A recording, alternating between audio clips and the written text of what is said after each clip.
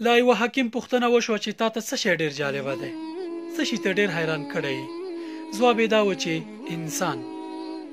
انسان عجیب مخلوق دی، ځکه د مال ګټلو لپاره خپل روغتیا یا صحت بربادوي، خو دغه نعمت د روغتیا یا صحت ترلاسه کولو لپاره بیرته بیا ګڼ مال لګوي. دغه ګټل شوی مال ټول د روغتیا د بیرته ترلاسه کولو لپاره لګوي. د خپل راتلونکي په اړه دومره اندېښمن وي چې له خپل حاله هیڅ خوند نه اخلي.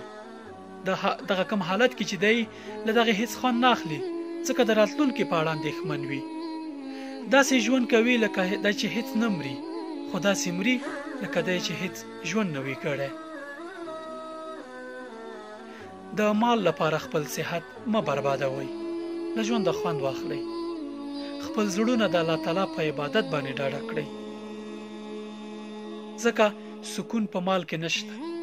سکون یوازې د الله تعالی په ذکر او عبادت کې دی، ځکه ذکر او عبادت له روح سره تړلی او مال روح نشي آرامه کولی. یوازې د الله تعالی عبادت او ذکر دی چې انسان زړه راحته کولی او ډاډه کولی شي. السلام علیکم ورحمت الله وبرکاته.